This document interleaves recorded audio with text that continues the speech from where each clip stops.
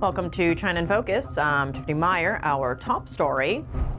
Xi Jinping is in North Korea as Kim Jong-un doubles down on his nuclear weapons. Is a new axis of power forming in Northeast Asia? Experts weigh in. Beijing sent 4 ships east of Taiwan on Saturday, sparking a tense exchange with Taiwan's Coast Guard. Why this area matters in a Taiwan invasion. Christian persecution in China continues. 2 pastors and an elder from an underground church are set to be on trial this week for officiating a Christian wedding. A lone protester marking the Tiananmen anniversary has been detained. Zhang Chao took photos at Beijing's Tiananmen Square on June 4th and posted them online with a commemorative poem. He was then taken away by police on Friday. And Beijing's infiltration of Canada is rampant. A former Canadian intelligence officer breaks it down. The brakes have been taken off. So the CCP has a free run in Canada. And the people like me that have been speaking out about it, we've lost our voice.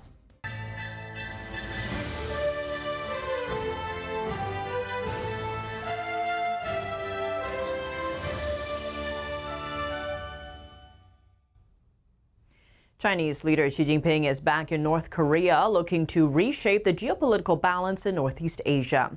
Xi is pushing for deeper military ties and economic cooperation with Kim Jong-un. But it's Pyongyang's growing nuclear confidence and its booming military alliance with Russia.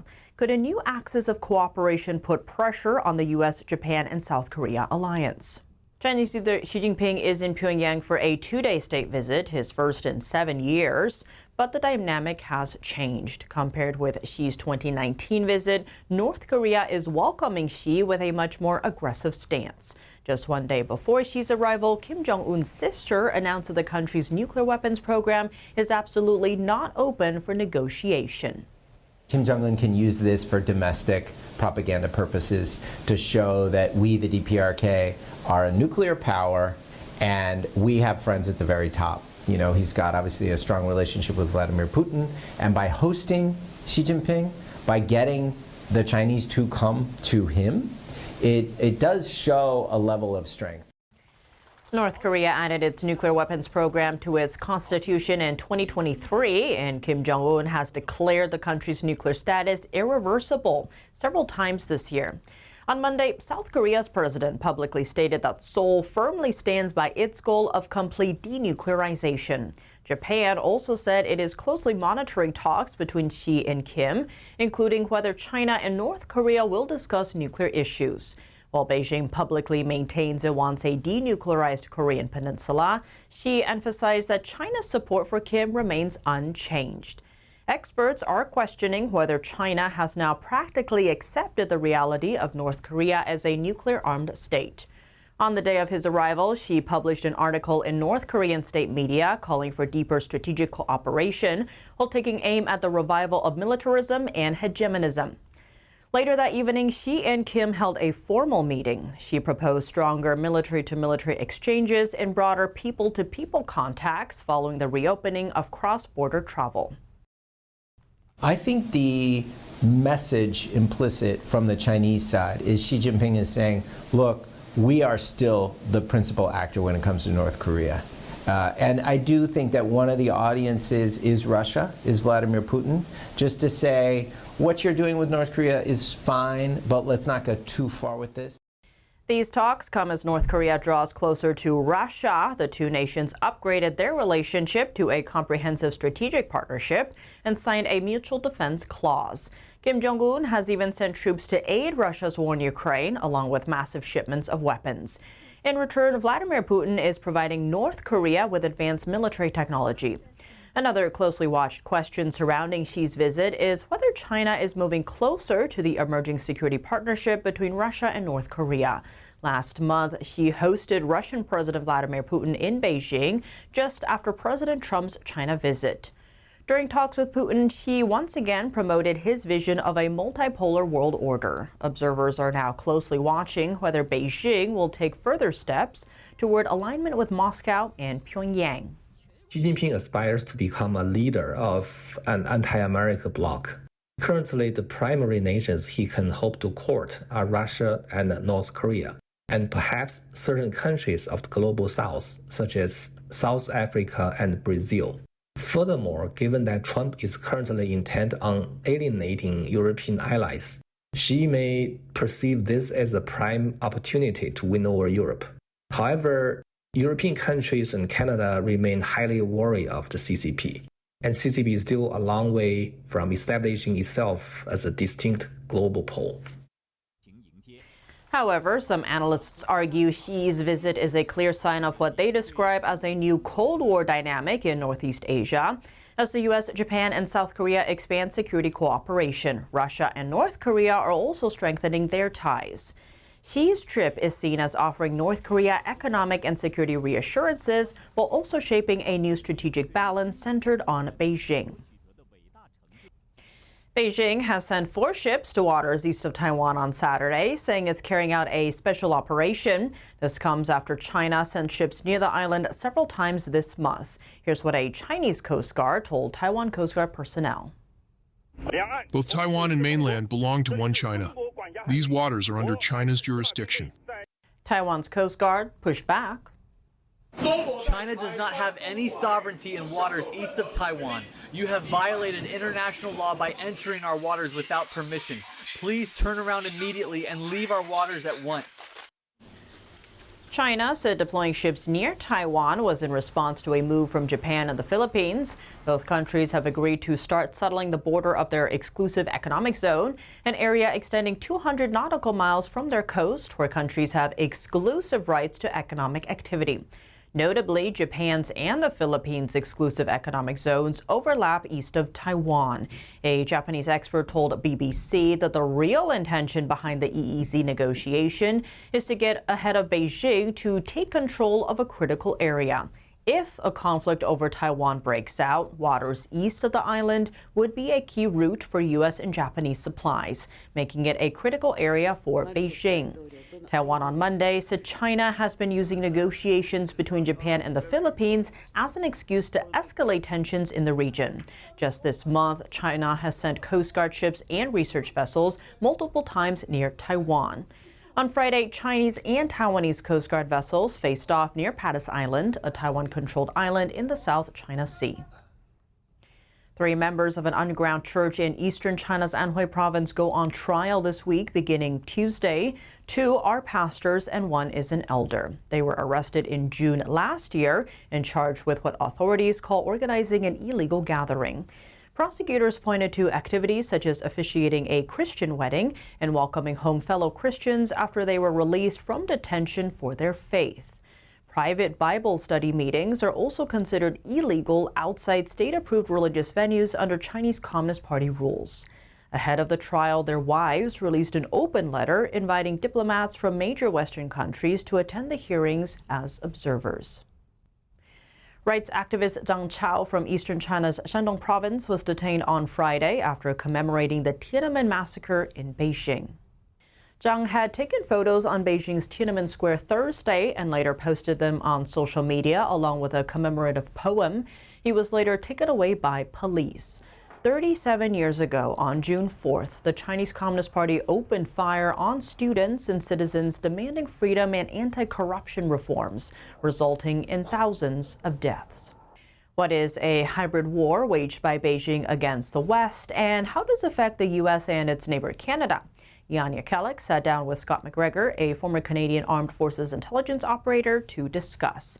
He is also co-author of The Mosaic Effect, How the Chinese Communist Party Started a Hybrid War in America's Backyard. Canada has a newfound strategic partnership with the Chinese Communist Party, with Communist China. Tell me what you think about that.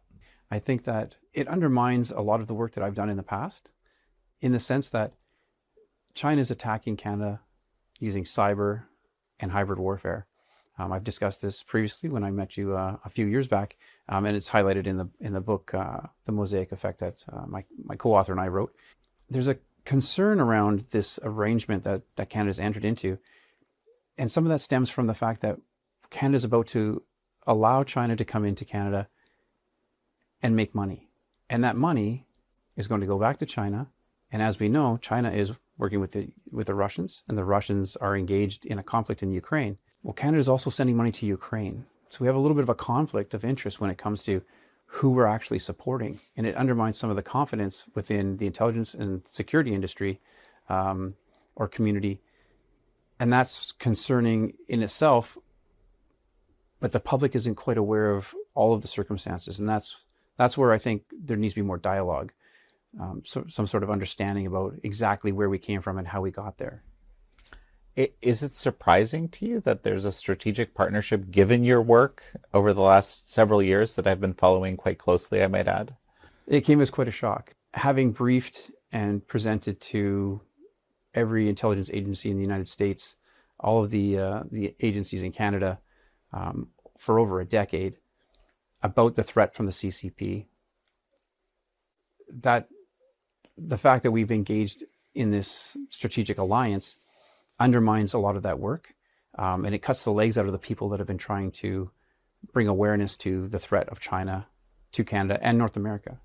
If I recall, in the previous Liberal government in Canada, some progress actually had been made. So this is a significant shift in policy. This is what I'm trying to get at. Maybe you can explain to those of us that don't know the nuances, being based here. Certainly, there was starting to be a bit of a movement that changed sentiment towards China. So people were beginning to understand just how infiltrated Canada is by the CCP, the United Front Work Department, and some of the other actors such as the MSS, which is Chinese intelligence, and the People's Liberation Army. Some of the operations that are conducted in Canada, people were starting to become more aware of just how infiltrated we are and the threats that they pose, from money laundering to foreign interference, infiltrating our universities, etc. So yes, there was a change, and it came quite suddenly. When the new Prime Minister came into power, that's when we saw this shift, that sort of people started to identify a little bit more with the United States becoming a threat to Canada. And suddenly China didn't look so bad. I'm not sure exactly where that sentiment comes from, but it's disarming the people that have been trying to raise awareness around the CCP threat. So extrapolate a little more on the economic relationship and this unprotected border relationship, which I think you were kind of hinting at. I was. For a moment. Yeah. And I'm glad you asked that. Mm-hmm. So the economic piece is really critical. 87%, depending on who you want to listen to, 87% of trade comes from Canada to the United States. Without that money, Canada is in a real spot. And right now you're hearing about Canada looking for other partners where we can sell our goods. The fact of the matter is that logistically, getting those goods to market is more expensive than it is to work with the United States, who already is there. I'll give you for instance. The oil sands in Alberta deliver heavy crude. And the reason that we don't refine it in Canada is we don't have the refineries to do it. Texas does. So moving the oil to the United States is a no-brainer. It's the only place that it can go. Trying to get it to market somewhere else, especially somewhere like China, is going to set us back even further. So the issue is who is someone that we've worked with in a trusted relationship in combat. Economically, we've always had support. Politically, we may not always agree on certain aspects of everyday life, societal things. But when it comes to the Chinese, the threat is so much greater. We're attacked every day by the Chinese. In many ways, mainly through cyber, but also through infiltration of our institutions, and threatening our diaspora, elite capture, all of these things that have been academics have written about, I've written about, and you see in the news lately. So we have to find a way to bring awareness again to the real threat, which is China and not the United States. And to watch the full episode, visit the Epic TV website at theepictimes.com, Epic TV, and search American Thought Leaders. Coming up, Secretary of War Pete Hegseth honors D-Day veterans in France. Meanwhile, nuclear talks with Iran continue. More on that after the break here on China in Focus.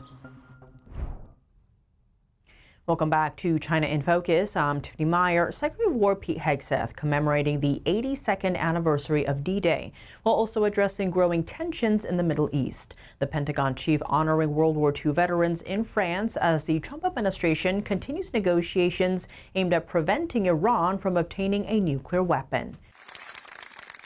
82 years ago today, the survival of Western civilization hung in the balance. Dark forces had swept across Europe. Hitler boasted that his Atlantic Wall was impenetrable, but our enemy made a fatal miscalculation. Secretary of War Pete Hegseth joined veterans, troops, and world leaders in Normandy this weekend to mark the 82nd anniversary of the D-Day invasion. Hegseth honoring the sacrifice of Allied troops who stormed the beaches of France during World War II. This is not merely a resting place. It is a monument to the unyielding spirit of the American warrior, a testament to the supreme sacrifices our warriors made to liberate an entire continent from the grip of tyranny. The D-Day landings on June 6, 1944 involved more than 133,000 Allied troops storming the beaches of Normandy in one of the largest military operations in history. More than 4,000 Allied troops lost their lives that day. Hegseth describing the extraordinary courage shown by American troops under enemy fire. The ramps of those boats dropped, and our men threw themselves, hurled themselves into the waves and onto the blood-stained sand. The courage, the sheer courage that it took to charge into that hailstorm of machine gun fire and artillery, almost unfathomable. Hegseth also warning that the lessons of D-Day remain relevant as the West confronts modern threats. Sadly, today, different European beaches are stormed by different dangerous ideologies. Beaches in Spain, in Italy, in Greece, and Bulgaria. Boats and men arrive. When will European capitals do something about that invasion? Or is it too late? I pray not, and I believe not. The men who fought and died here restored freedom to Europe. That freedom must be maintained by this generation of leaders and warfighters, or what they fought for was merely temporary. Hegseth concluding by inviting attendees to join him in prayer for the memory of the fallen and the inspiration to live with that same honor, devotion, and gratitude. The War Secretary also using the trip to address ongoing tensions with Iran. Hegseth telling reporters the Trump administration remains committed to negotiations. Right now, the president is committed to getting a great deal for the United States of America that ensures they never get a nuclear weapon. I watch him every day in that pursuit. He's dedicated to it, and we are prepared at the War Department, if that does not happen, to do what needs to be done. The comments come as the U.S. and Iran continue talks over reopening shipping routes through the Strait of Hormuz after months of regional attacks and military escalation. That's all for today's China in Focus. I'm Tiffany Meyer. If you have any feedback on the show or have something you'd like to see us cover, send us an email at chinainfocus@ntd.com. We'd love to hear from you. For on-the-clock original news coverage, visit us at ntd.com or download our NTD app. Thanks for watching. See you tomorrow.